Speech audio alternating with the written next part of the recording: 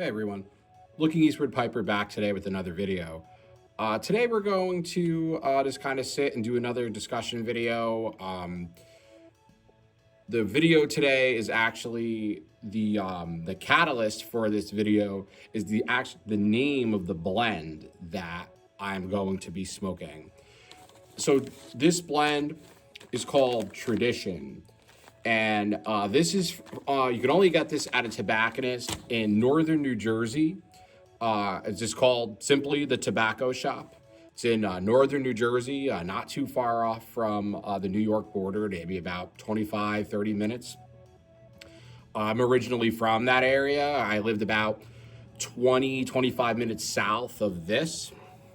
And it was probably my really the only real legit tobacconist in that area of New Jersey. There was a lot of cigar shops in that area, still is, but this is the only place where you can have that true brick and mortar, tobacco in the big jars experience was this place. And I got a lot of pipes from that place over the years since I started smoking. And back in a few months ago when I visited back home around the holidays, I picked up this one and another one that I'll probably smoke in another video. Today I'm going to be smoking this pipe, which is the Danish pipe. I think it's a George Jensen, Denmark. This was one of my first estate pipes that I purchased off of Bishop Pipes on Facebook. I'm sure a lot of you know him. I've probably purchased like 10 or more pipes from him.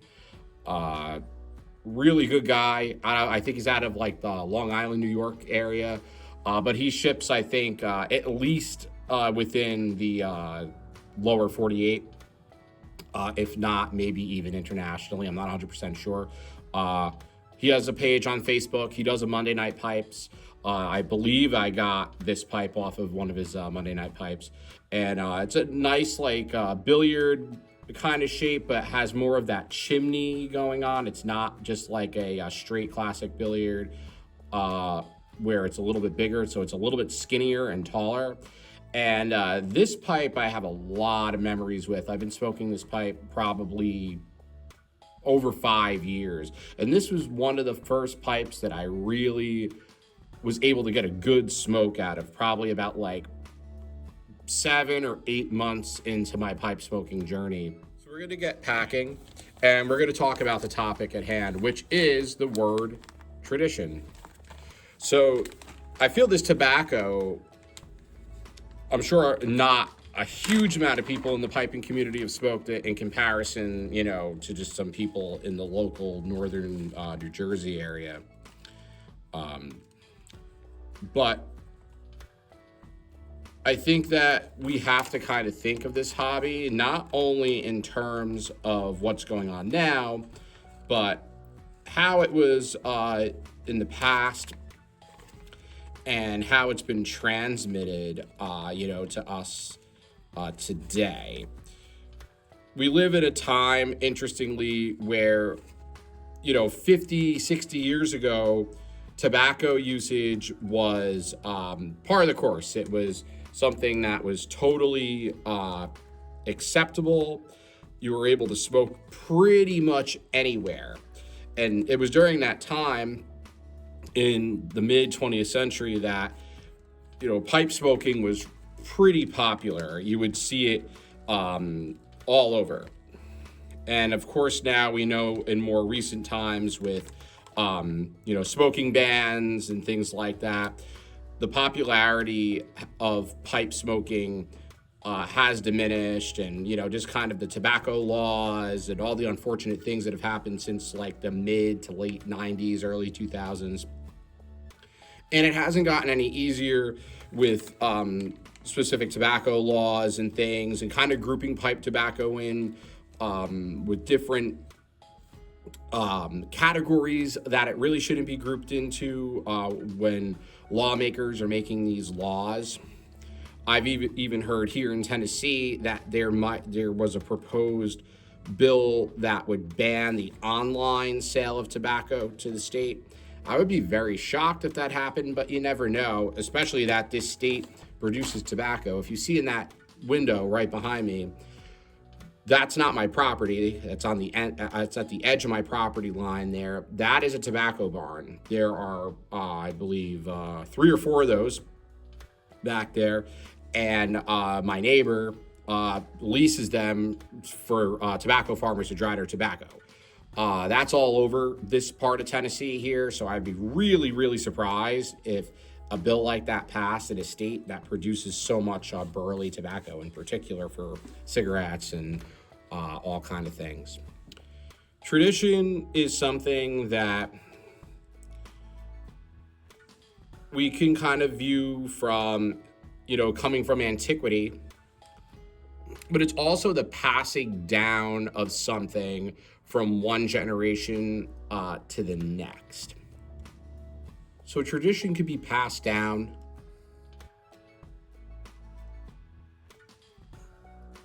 from one generation to the next. And we can view this through perhaps family traditions that have been passed down through our generation, religious tradition, the tradition of a said hobby like pipe smoking, the tradition of cinema, literature, and the list goes on. Craftsmanship, farming. There's traditions for everything. And with tradition comes this sense of looking back to the past. And I think this is a pretty popular topic among the pipe smoking community.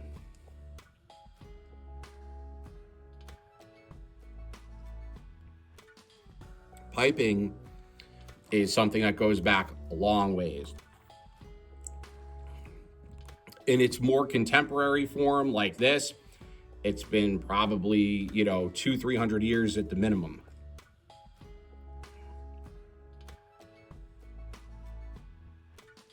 And we saw the height of this pipe smoking kind of culture, particularly in the mid 20th century. It was all over the place. It was in vogue. Movies, college campuses, front porches, taverns, speakeasies, all that kind of thing. There was always going to be somebody with a pipe in their mouth there, or consuming some type of tobacco product, whether it was cigarettes, cigars, but the pipe was at one point really, really popular. I don't think that tradition itself should just be for the sake of the past.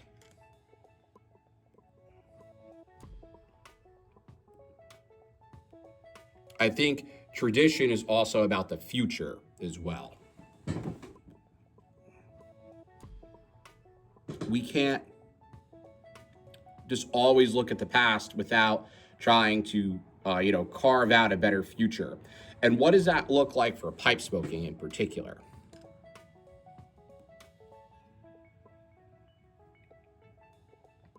This is a hobby that has always been kind of stereotyped as a hobby for just, academics and intellectuals, or some old guy on a farm smoking a corncob pipe. But I think now we're seeing a lot of different kinds of people from different cultures and scenes and different backgrounds coming into the pipe community, as of late. And I think that that's really neat because it brings different elements. You see a lot of people that seem to be more into different scenes in music, particularly different rock and metal scenes. You see them smoking pipes. And you just see different kinds of people, everyday guys that, you would think that they're just just an average Joe guy, but he has a huge pipe collection at home, and you wouldn't really suspect it by looking at him. But I think that having that dynamic of these different, different eclectic array of people that are involved in the community. And it's very evident when you go to a pipe show, or you just see the vast array of presenters here online. All of us have our own vibe and are pretty different. We're not just like one note and totally the same. So how do we keep tradition alive, and particularly tradition in the pipe smoking sense? Well, like I said, there's this transmission of information from past to present.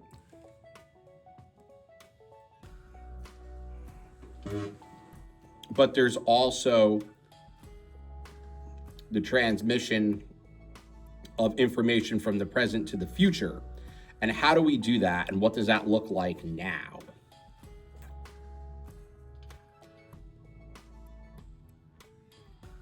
I think that this looks like using the online space appropriately, but also making ourselves known and seen in the outside world. Like I mentioned in a previous video, the means of the pipe community online is to foster the community at large.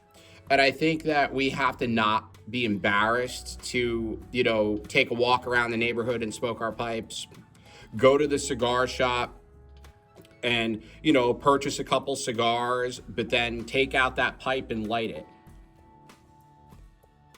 Most places will let you do that. And, kind of be in the public space and not be afraid, because I think that that is a way that we could transmit this tradition from present to future. I think it's pretty easy to look at tradition just from the lens of looking backward. But I think that as a community, we also need to be looking at it forward. And by taking up public space and, smoking our pipes, meeting each other, getting people that maybe are into cigars, maybe helping them getting into, the pipe community, all these different kinds of things, that is what's going to actually foster a tradition that doesn't only have a past, but will also have a future and will still exist. And I think it's important, particularly as we kind of see this demonization of tobacco products. It's funny that, things that are, probably even less healthy for us are, encouraged. But, smoking a pipe is something that is seen as, tremendously dangerous. And, to my knowledge, I don't really think there's any data to really back that up. Of course, anything in excess always has risks. Drinking excess alcohol has risks. Eating certain kinds of foods in excess has risks, and so on. So, the pipe is something that is supposed to be treated, as it's a gentleman's thinking tool. And it is it is something that I've said fosters contemplation and meditation and rest and relaxation. And if we are to represent our tradition in a positive light, we have to do it in the public space. And we also have to advocate for ourselves and kind of explain to people that there's kind of this false narrative that's going on having to do with tobacco, and that not all tobacco is bad. Yeah, cigarettes definitely. There's a lot of controversy there. Unfortunately, a lot of the big name factories are putting all these additives, and they definitely are proven to cause cancer over time. But as far as more pure forms of tobacco, like cigars and the pipe and pipe tobacco, there's a lot less evidence there that can really prove that. And and it's a different kind of way of processing and things like that. And it's a much more natural when you're smoking a pipe or a cigar versus smoking a pack of cigarettes or chewing tobacco dip. These things are a lot different, and we have to kind of you know differentiate ourselves from the rest of tobacco in order for people to realize that this is a totally different practice and a different hobby and a different community unto itself. So that's really about it for me today. uh Kind of just off the cuff, but I saw this tobacco. I haven't had it in a couple months, and I was thinking, gee, that would make a really good video topic to just talk a little bit about the pipe smoking tradition and how we should be viewing that said tradition in the modern day. So I hope that you enjoyed my ramble, and I look forward to speaking with you in the comments. I appreciate the support. A shout out to Cactus Piper for shouting me out as a new presenter. I got several new subscribers from that, and I really appreciate that. I like your content as well, and I appreciate all the new people that are subscribing and following my videos. And it's a great way for us to connect. Also, a shout out to the Tobacco Shop, Ridgewood, New Jersey. Great, great blends there that you can only get there. Also, a great humidor cigar room. But I would highly recommend trying their blends. They have a lot of good, several really good aromatics, and they also have some good Englishes, including Dunhill copies of Early Morning Pipe and Nightcap, which are also really good as well. Like I said, leave comments below. Let's keep the discussion going. What do you think about the tradition of the pipe community? Does what I say make sense? And, with that being said, Looking East Piper, signing off.